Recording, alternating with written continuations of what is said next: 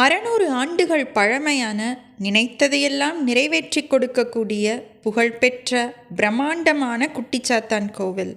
தினமும் பல்லாயிரக்கணக்கான பக்தர்கள் வழிபடும் இந்த குட்டிச்சாத்தான் கோவில் கேரள மாநிலம் திருச்சூர் மாவட்டம் பெருங்கோட்டுக்கராவில் அமைந்துள்ளது. இந்த கோவில் 600 ஆண்டுகள் பழமையான கோவில். இந்த கோவிலில் விஷ்ணுமாயா என்ற குட்டிச்சாத்தான் மூலவராக கொண்டு வழிபாடு செய்யப்படுகிறது. திருச்சூரிலிருந்து 20 கிலோமீட்டர் தொலைவில் அமைந்துள்ள இந்த கோவிலின் மூலவர் விஷ்ணுமாயா மற்றும் 390 குட்டிச்சாத்தான்கள். இந்த கோவிலில் பத்ரகாளி, புவனேஸ்வரி, குட்டிச்சாத்தான்கள், நாகராஜா, நாகயக்ஷி, பிரம்மராட்சசன் உள்ளிட்ட பல துணை தெய்வங்களும் அமைந்துள்ளன.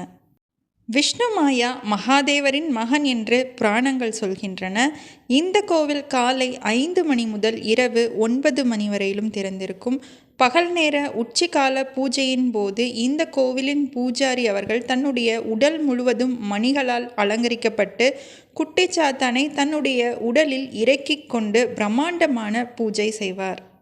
விஷ்ணுமாயா குட்டிச்சாத்தான் சுவாமியின் ஆசீர்வாதத்தால் சாத்தியமற்றது சாத்தியமாகும் என்று பக்தர்கள் கூறுகிறார்கள்.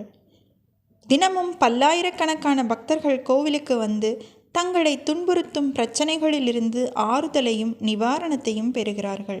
அவர்கள் பல்வேறு பூஜைகளை செய்து விஷ்ணுமாயா சுவாமியிடம் பிரார்த்தனை செய்கிறார்கள். சிவன் கோவில்களில் சிவனுக்கு முன்பு நந்தி உள்ளது போல் இந்த கோவிலில் விஷ்ணுமாயாவிற்கு முன்பு எருமை மாடு அமைக்கப்பட்டுள்ளது. 600 ஆண்டுகள் பழமையான இந்த கோவில் கேரள கட்டிடக்கலை பாணியில் கட்டப்பட்டுள்ளது. கானாடிகாவு ஸ்ரீ விஷ்ணுமாயா குட்டிச்சாத்தான் சுவாமி கோவிலின் நிறுவனர் ஸ்ரீ வேலுமுத்தப்பன் சுவாமி விஷ்ணுமாயா சுவாமியின் சிலையை பிரதிஷ்டை செய்து நிறுவினார்.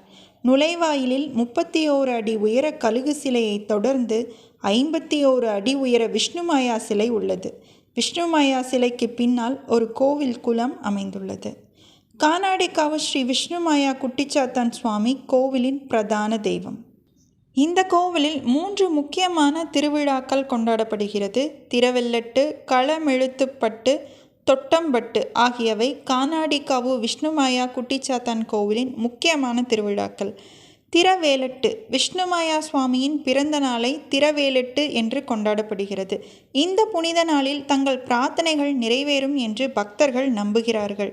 எனவே இந்த சிறப்பு நாளில் சிறப்பு பிரார்த்தனைகளுக்காக ஏராளமான பக்தர்கள் கோவிலில் குவிகிறார்கள். குஷி கல்பத்திலிருந்து விஷ்ணுமாயா சுவாமியின் சிலையுடன் ஸ்தாபகரான ஸ்ரீ வேலுமுத்தப்பனின் சிலை கொண்டு வரப்படுகிறது. திரவேலட்டு விழா 9 நாட்கள் நடக்கும்.